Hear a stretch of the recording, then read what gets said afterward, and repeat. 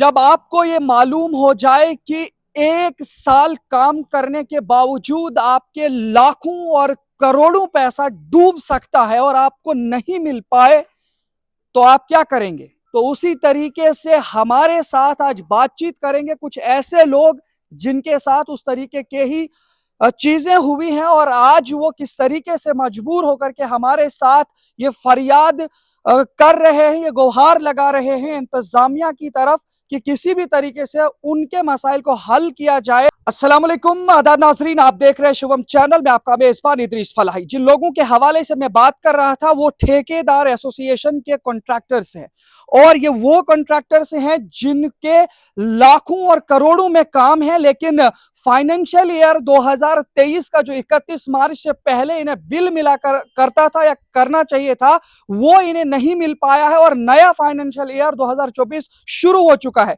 इस वक्त ये प्रोटेस्ट कर रहे हैं। यहाँ पे आप देख रहे हैं पीडब्ल्यूडी ऑफिस और यहाँ पे जितने भी दूसरे ऑफिस है, काफी सारे कॉन्ट्रैक्टर्स मुख्तलिफ डिपार्टमेंट्स में अपने काम किए हैं और आज इनको जो है जो पैसा नहीं मिल पाया कल 31 मार्च को, उसकी वजह से आज ये नए फाइनेंशियल ईयर के शुरू होते ही इन्होंने जो है प्रोटेस्ट शुरू कर दिया। मैं आपसे ये जानने की कोशिश करूँ, सबसे पहले आप मुझे बताइए आपका क्या नाम है? मेरा नाम शबीर अहमद नटनू है। मैं इस कॉन्ट्रैक्टर एसोसिएशन का प्रेसिडेंट हूँ। ये सारे कॉन्ट्रैक्टर्स हम इकट्ठे हो चुके हैं यहाँ पे।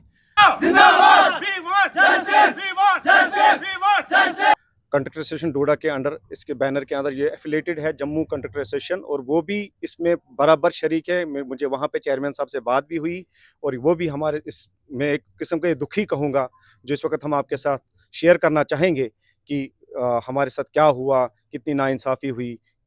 इसलिए हमने आपको यहाँ, सबसे पहले मैं आपका शुक्रिया अदा करना चाहूँगा तहे दिल से, हम सब की अपने सब मेम्बरान की तरफ से, कि आप हमारे शॉर्ट नोटिस में यहाँ पे पहुँचे हमारी रोदात सुनने के लिए। मैं आपसे ये जानने की कोशिश करूंगा, जिस तरह से आप सब लोग प्रोटेस्ट कर रहे हैं कि हमें इंसाफ मिलना चाहिए, क्या है वो सारी चीजें जिसकी वजह से आज आपको यहाँ पे पहले ही जो है अप्रैल को यहाँ पे आना पड़ा और प्रोटेस्ट करना पड़ा? देखें, ठेकेदार का मतलब पहले बहुत उम्दा हुआ करता था, बट आज की डेट में हम ये कहेंगे कि 31 मार्च एक होप होती है ठेकेदार की। 31 मार्च ठेकेदार की भी नहीं, इवन उनकी जितनी लेबरर होती है, जितने दुकानदार होते हैं, तेल वाले होते हैं, बाकी जितने भी कर्जदार होते हैं, जैसे किसी ये जो अपना क्रशर वाला होता है उससे हमने सैंड बजरी लिया होता है, जितना भी हमने क्रेडिट पे लिया होता है, हम वहाँ पे डिफॉल्टर हो चुके हैं आज की डेट में।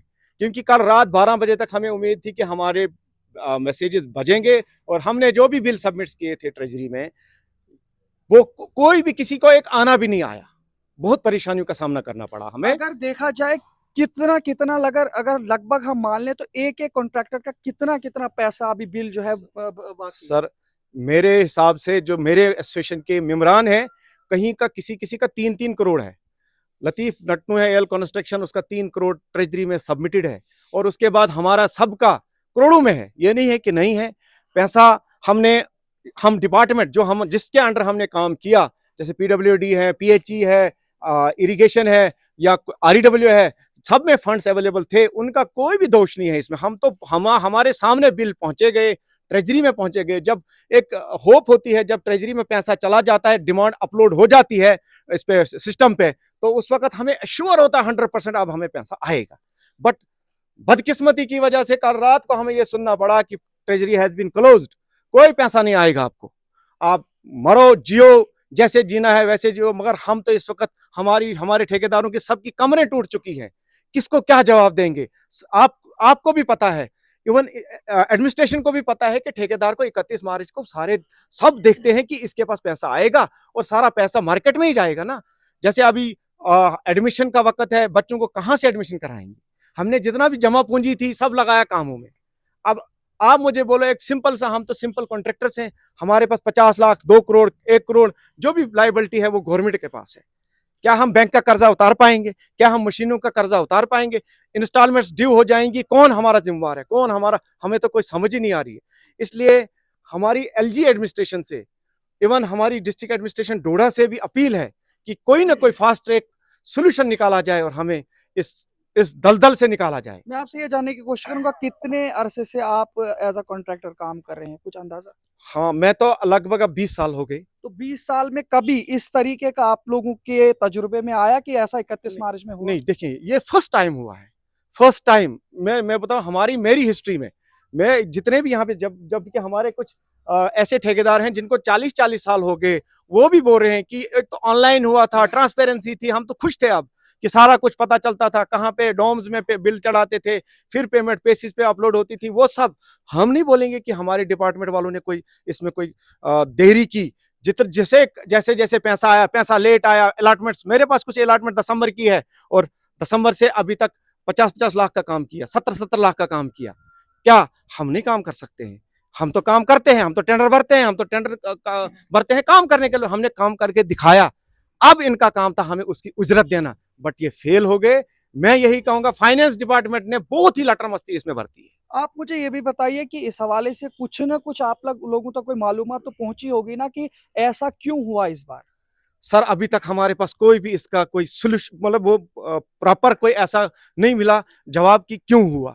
सभी डीसी साहब ने भी यही बोला कि हम उनके पास गए, उनको भी उतना नॉलेज नहीं है कि ये फाइनेंस डिपार्टमेंट ने इस वक्त ऐसा क्यों किया, हम कहाँ जाएंगे। मैं तो यही कहूंगा कि मेरे कुछ कॉन्ट्रैक्टर ऐसे भी हैं जो नौजवान हैं, वो बोल रहे हैं हम इलेक्शन में वोट ही नहीं डालेंगे। क्या डालेंगे, कौन जाएगा, क्या करेगा। वे अब छुपने की बात है, कॉन्ट्रैक्टर्स को कहीं छुप के रहना है। अभी तो मजदूर छोड़ेगा नहीं, आगे ईद है, कहाँ जाएंगे, बच्चों को क्या खिलाएंगे, दुकानदार दुकान पे सौदा नहीं देगा, क्यों देगा, क्योंकि हमने उसको वादा किया था 31 मार्च को हम आपको पेमेंट करेंगे।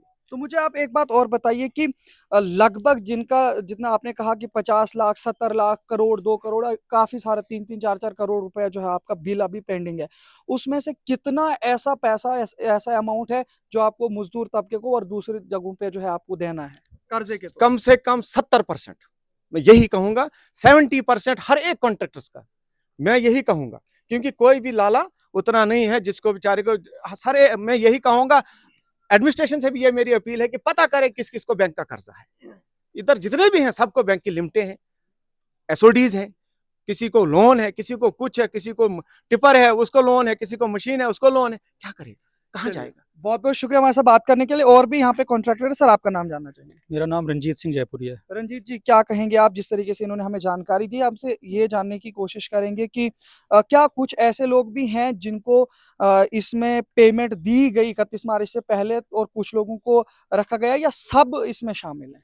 मैं सबसे पहले आपका शुक्रिया अदा करता हूं कि आपने अपना कीमती टाइम हमारे लिए निकाला। पूरी कॉन्ट्रैक्टर एसोसिएशन की तरफ से आपका थैंक यू करते हैं कि यही एक सोर्स है हमारी आवाज़ यूटी एडमिनिस्ट्रेशन तक पहुंचाने के लिए। तो बड़े अफसोस की बात है, मैं भी 20 साल से कॉन्ट्रैक्टर लाइन में हूँ, काम करते थे, पैसा मिलता था, टाइम का मिल जाता था, छोटा मोटा अपना घर चलता था, दुनिया कारोबार चलता था, सब कुछ सारा। लेकिन इस बार पहली बार ऐसा देखने को मिला, सुनने में ये भी आया कि पैसा रिलीज़ हुआ था, रिलीजेज आई थी और पैसा लैप्स हुआ, 31 के अंदर पेमेंट्स नहीं हुई। वो क्या सिस्टम है, क्या वो बीम ऐप है, क्या डिजिटल पेमेंट्स हैं, वो सिस्टम स्लो रहा, बिल अपलोड नहीं लगे होने, रातों रात बैठे रहे हम ऑफिसों में, उनके साथ फॉलो करते रहे। अब यही लास्ट होप थी कि 31 मार्च को हमें पेमेंट्स आ जाएंगी, लेकिन हमारी पेमेंट्स नहीं हुई। सुनने में आया कि 27 तारीख तक पेमेंट्स हुई, लेकिन कुछ बिल ऐसे हैं जो नवंबर, दिसंबर और जनवरी से ट्रेजरी में पड़े हुए हैं, वो बिल पेमेंट्स नहीं हुई, हमारी पेमेंट्स नहीं हुई। मुझे लगा कि उसमें कोई पिक एंड चूज सिस्टम हुआ है, वो किसने किया है, एडमिनिस्ट्रेशन उसमें इंटरफेयर करे। हम किसी को नामजद नहीं करेंगे, किसी पर दोष नहीं देंगे। मैंने जो काम किया है 18-19 में मैंने काम किया है सीएम अपॉइंटमेंट में, फिर वो लॉन्ग्विशिंग में गया, फिर वो यूटी कैपेक्स बजट में गया, लाइबिलिटी क्लियर नहीं हुई, पेमेंट नहीं मिली। फिर 2020 में मैंने काम किया, लॉन्ग्विशिंग में काम किया।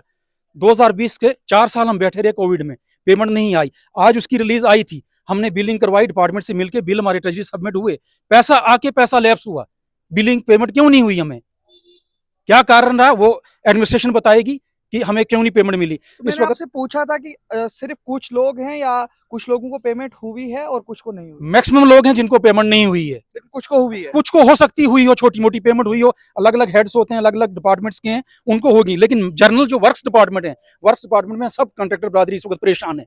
साल भर हम काम करते हैं और 1 मार्च को आप हमें इस चिनार के नीचे देखते हो, एससी ऑफिस के सामने 1 अप्रैल को, पूरा साल काम करके हमको मजदूरी नहीं मिली। हम मार्केट में कैसे चलेंगे, हमको तो पैसा देना है, ऊपर से हमें बैंकों के लोन है, बैंकों की किस्तें भरनी है, बैंकों का इंटरेस्ट चढ़ रहा है, बैंक वाले नोट्स भेज रहे हैं, बेइज्जती हो रही है, शर्म हो रही है, स्कूल वाले फोन कर रहे हैं, बच्चों की फीसिस देनी है, नई क्लास की एडमिशन है, एग्जाम्स हैं, पूरी तरह से हम परेशान हैं। मेरे प्रेसिडेंट साहब हैं, हमारे नटनू साहब, इन्होंने डिटेलन आपसे तफसीलन बात की है, तो हम इनके साथ हैं, तो हमारी आवाज़ एडमिनिस्ट्रेशन तक पहुंचे, हमें इंसाफ मिले।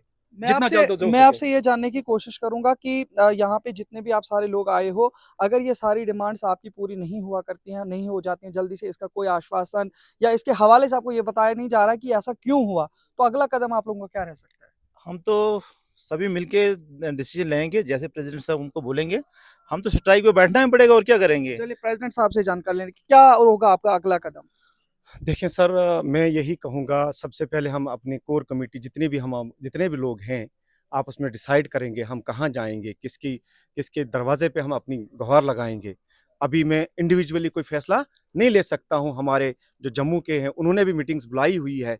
हम देखेंगे कहाँ से क्या होता है। बट यही है कि जब नौजवान वोट नहीं डालेगा, क्या फ़ायदा इस इलेक्शन का, क्या मसला, क्या करेंगे हम, क्या खिलाएँगे अपने बच्चों को? चलिए बहुत बहुत शुक्रिया। तो आपने देखा नाजरीन कि हमारे साथ कॉन्ट्रैक्टर एसोसिएशन के सारे लोग यहाँ पे जुड़े, जिन्होंने साफ तौर पर ये बताया है कि आगे इलेक्शंस भी आने वाले हैं और इलेक्शंस में काफी सारे कॉन्ट्रैक्टर्स के साथ जुड़े हुए लोग इलेक्शंस में पार्टिसिपेट नहीं करेंगे और साथ में इनके कई सारे ऐसे बिल हैं, ऐसे बड़े बड़े बजट्स हैं जो इन लोगों को 31 मार्च से पहले नहीं मिल पाए। आखिर वो क्या वजूहत रही, किसकी बुनियाद पर इन्हें वो पेमेंट्स नहीं हुए, ये वो भी जानना चाहते हैं और साथ में जल्द से जल्द अपनी पेमेंट्स की रिलीज ये चाहते हैं। और ये आप देख रहे थे, इस वक्त हम पीडब्ल्यूडी के ऑफिस से और मुख्तलिफ कई किस्म के ऑफिस यहाँ पे जिनके साथ इन लोगों ने काम किया है। अब देखना यह है कि एलजी इंतजामिया और डिस्ट्रिक्ट एडमिनिस्ट्रेशन डोडा कब तक इन तमाम मसाइल को देखकर इन लोगों के इन मसाइल को इजाला करेंगे और इन लोगों को राहत पहुंचाने की कोशिश करेंगे। देखते रहे शुभम चैनल। अपने मेजबान इदरीस फलाई को दीजिए इजाजत, मजीद पेशकश करेंगे, तब तक के लिए अल्लाह हाफिज।